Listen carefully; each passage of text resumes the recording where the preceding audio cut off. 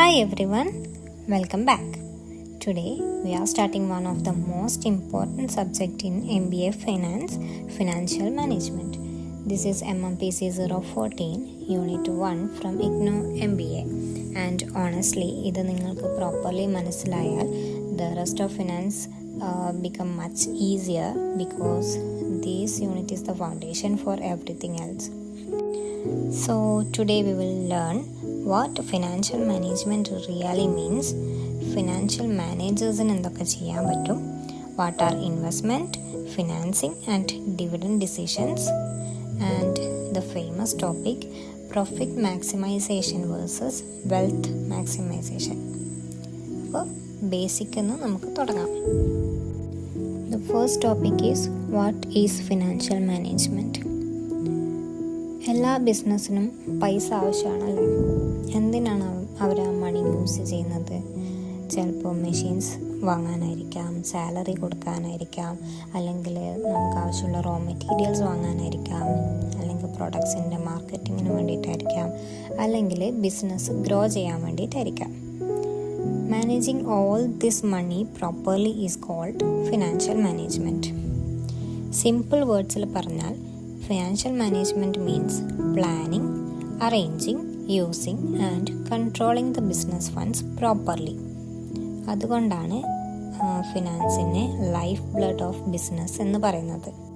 നമുക്കൊരു real life example നോക്കുകയാണെങ്കിൽ, ഇപ്പോൾ ഒരു കഫേ ഓപ്പൺ ചെയ്യാണ്. അപ്പോൾ നമുക്ക് എന്തിനൊക്കെ മണി ആവശ്യമുണ്ട്? അതിൻ്റെ റെൻറ്റ് കൊടുക്കാൻ വേണ്ടി വരും, ഫർണിച്ചേഴ്സിന് വേണ്ടി വരും, കോഫി മെഷീൻസ് വാങ്ങാൻ വേണ്ടി വരും, അവിടുത്തെ സ്റ്റാഫിന് സാലറി കൊടുക്കാൻ വേണ്ടി വരും. ആൻഡ് നമുക്ക് ഡിസൈഡ് ചെയ്യേണ്ടി വരും എവിടെ നിന്നാണ് ഈ മണി നമുക്ക് കിട്ടാൻ പോകുന്നത്, എത്രയാണ് നമ്മൾ ഇതിലേക്ക് ഇൻവെസ്റ്റ് ചെയ്യേണ്ടത്, ആൻഡ് പ്രോഫിറ്റ് എങ്ങനെയായിരിക്കും മാനേജ് ചെയ്യേണ്ടത്. ഈ എൻറ്റയർ പ്രോഫിറ്റ് പ്രോസസ്സിനെയാണ് ഫിനാൻഷ്യൽ മാനേജ്മെൻറ്റ് എന്ന് പറയുന്നത്. നെക്സ്റ്റ് നമുക്ക് നോക്കേണ്ടത് നേച്ചർ ഓഫ് ഫിനാൻസ് ഫങ്ഷൻസ് ആണ്. 3 types ഓഫ് ഫിനാൻസ് ഫങ്ഷൻസ് ഉണ്ട്: raising funds, investing funds and managing funds. പേര് പോലെ തന്നെ റേസിംഗ് ഫണ്ട്സ് എന്ന് പറഞ്ഞാൽ നമ്മൾ മണി സോഴ്സിൽ നിന്ന് കളക്ട് ചെയ്യും. അതായത് ബാങ്ക്, ഇൻവെസ്റ്റേഴ്സ്, ഷെയർസ് അല്ലെങ്കിൽ ലോൺസ്, ഇതിൽ നിന്നൊക്കെ മണി കളക്ട് ചെയ്യും. ഇനി ഇൻവെസ്റ്റിംഗ് ഫണ്ട്സ് എന്ന് പറഞ്ഞാൽ കമ്പനി ഡിസൈഡ് ചെയ്യും എവിടെയാണ് ഈ മണി പോകേണ്ടതെന്ന്. മെഷീനറിയിലേക്ക് പോകണോ, ടെക്നോളജിയിലേക്ക് പോകണോ, എക്സ്പാൻഷനിലേക്ക് പോകണോ, അതോ ഇൻവെൻറ്ററീസിലേക്ക് പോകണോ. നെക്സ്റ്റ് വരുന്നതാണ് മാനേജിങ് ഫണ്ട്. ഇതിൽ ഇൻക്ലൂഡ് ചെയ്യുന്നത് കമ്പനീൻ്റെ ലിക്വിഡിറ്റി മെയിൻറ്റെയിൻ ചെയ്യുക, കോസ്റ്റ് കൺട്രോൾ ചെയ്യുക, വർക്കിംഗ് ക്യാപിറ്റൽ മാനേജ് ചെയ്യുക, ഫിനാൻഷ്യൽ റിസ്ക് റെഡ്യൂസ് ചെയ്യുക എന്നുള്ളതൊക്കെ. നെക്സ്റ്റ് ഉള്ളത് ട്രഡീഷണൽ ആൻഡ് മോഡേൺ അപ്രോച്ചാണ്. ഈ ട്രഡീഷണൽ അപ്രോച്ച് എന്ന് പറയുമ്പോൾ ഓൺലി റേസിംഗ് മണി ഫോക്കസ്ഡ് ആയിരുന്നു. പക്ഷേ modern finance is very different and today's finance managers focus in analysing the investment. അതിൻ്റെ റിസ്ക് ഒക്കെ മാനേജ് ചെയ്ത് അവർ ക്യാപിറ്റൽ സ്ട്രക്ചർ ചെയ്യും. അതായത് ഇന്ന് മുതൽ നെക്സ്റ്റ് ഇത്ര ഇയറിലേക്ക് എന്തൊക്കെ ചെയ്യണമെന്ന് ഇപ്പോഴേ കാൽക്കുലേറ്റ് ചെയ്തു പോകും. And also they are focusing on the shareholders wealth also. So modern finance is analytical and decision oriented ആണെന്ന് നമുക്ക് പറയാം, മോർ ദാൻ ട്രഡീഷണൽ അപ്രോച്ച്. ഇനിയുള്ളതാണ് one of the most important topic, അതായത് financial decisions. There are 3 major financial decisions: IFD, investment, financing, dividend. Investment decision, financing decision and dividend decision. So investment decision എന്താണെന്ന് നോക്കാം. Investment decision എന്ന് പറഞ്ഞാൽ എവിടെയാണ് company ഈ മണി invest ചെയ്യേണ്ടത്. For example, machinery buy ചെയ്യുന്നതിനാണോ, അല്ലെങ്കിൽ പുതിയൊരു ബ്രാഞ്ച് ഓപ്പൺ ചെയ്യുന്നതിനാണോ, അല്ലെങ്കിൽ ടെക്നോളജീസിൽ ഇൻവെസ്റ്റ് ചെയ്യണോ. This is also called capital budgeting decision.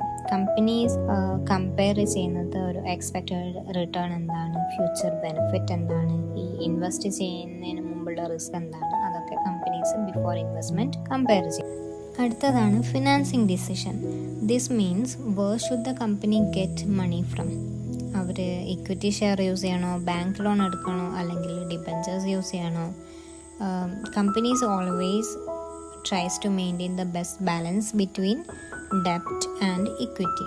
ഇതിന് ക്യാപിറ്റൽ സ്ട്രക്ചർ എന്നാണ് പറയാം. Next is dividend decision. ഈ പ്രോഫിറ്റ് ഏൺ ചെയ്തതിന് ശേഷം കമ്പനീസ് ഡിസൈഡ് ചെയ്യണം ഈ പ്രോഫിറ്റ് നമ്മൾ ഷെയർ ഹോൾഡേഴ്സിന് ഡിസ്ട്രിബ്യൂട്ട് ചെയ്യണോ അല്ലെങ്കിൽ ബിസിനസ്സിലേക്ക് തന്നെ റീഇൻവെസ്റ്റ് ചെയ്യണോ എന്ന്.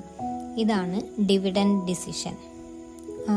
Too much dividend may reduce the growth, പക്ഷേ ടു ലിറ്റിൽ ഡിവിഡൻഡ് ആയാൽ ഷെയർ ഹോൾഡേഴ്സിന് അപ്സെറ്റ് ആക്കാനും സാധ്യതയുണ്ട്. സോ ബാലൻസ് ഇമ്പോർട്ടൻ്റ് ആണ്.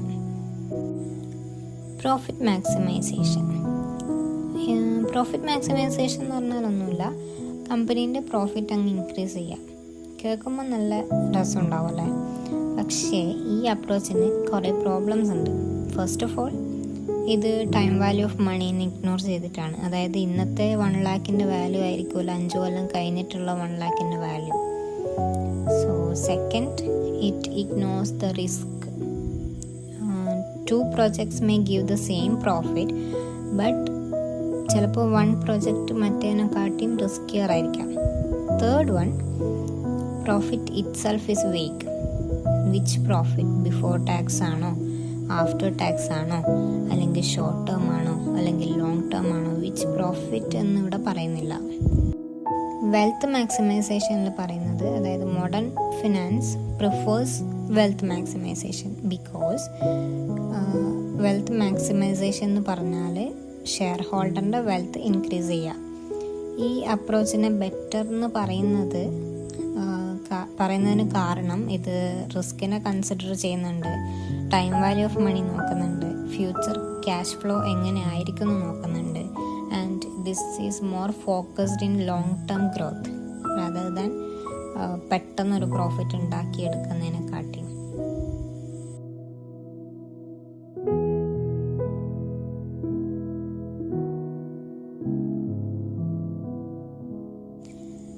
അനദർ ഇമ്പോർട്ടൻറ്റ് ടോപ്പിക്കാണ് റിസ്ക് റിട്ടേൺ ട്രേഡ് ഓഫ്. അതായത് ഇൻ ഫിനാൻസിൽ നമ്മൾ പറയും higher return usually means higher risk. For example നോക്കുകയാണെങ്കിൽ ഗവൺമെൻറ് ബോണ്ട് സേഫർ ആയിരിക്കും, പക്ഷേ ലോവർ റിട്ടേൺ ആയിരിക്കും. അതേ സ്ഥാനത്ത് സ്റ്റോക്ക് മാർക്കറ്റിൽ ഇൻവെസ്റ്റ് ചെയ്താൽ റിസ്കിയർ ആയിരിക്കും, പക്ഷേ റിവാർഡ് മൈറ്റ് ബി ഹയർ അല്ലെങ്കിൽ return might be higher. Next, finance മാനേജറിൻ്റെ റോൾസ് ആൻഡ് റെസ്പോൺസിബിലിറ്റീസ് നോക്കാം. ഫിനാൻസ് മാനേജർ എന്നൊക്കെ കേൾക്കുമ്പോൾ ആൾക്കാർക്ക് തോന്നും just handling accounts, sitting with spreadsheet എന്നൊക്കെ. പക്ഷേ actually finance manager helps to decide whether a business survive ചെയ്യോ, ഗ്രോ ചെയ്യോ അല്ലെങ്കിൽ ഫെയിൽ ചെയ്യോ എന്ന്. Like think of finance manager as the money brain of the company. Every important money related decisions ഇയാളുടെ കൂടെ ആയിരിക്കും പാസ് ചെയ്യുന്നത്. ഒരു സിമ്പിൾ റിയൽ ലൈഫ് എക്സാമ്പിൾ പറയുകയാണെങ്കിൽ, നിങ്ങളും നിങ്ങളുടെ ഫ്രണ്ടും ഒരു കഫേ ബിസിനസ് സ്റ്റാർട്ട് ചെയ്തു. നേരത്തെ കഫേ ബിസിനസ് നമ്മൾ സ്റ്റാർട്ട് ചെയ്യാണ്.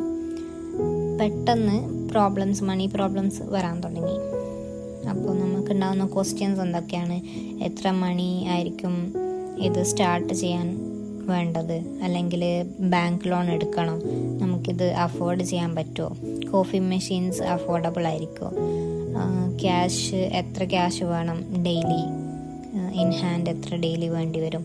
അല്ലെങ്കിൽ ബിസിനസ് റിസ്കി ആയിരിക്കുമോ? പ്രോഫിറ്റ് ഷെയർ ചെയ്യണോ അല്ലെങ്കിൽ റീഇൻവെസ്റ്റ് ചെയ്യണോ? ഈ ക്വസ്റ്റ്യൻസ് എല്ലാം സോൾവ് ചെയ്യുന്നത് ഈ ഫിനാൻസ് മാനേജർ ആയിരിക്കും.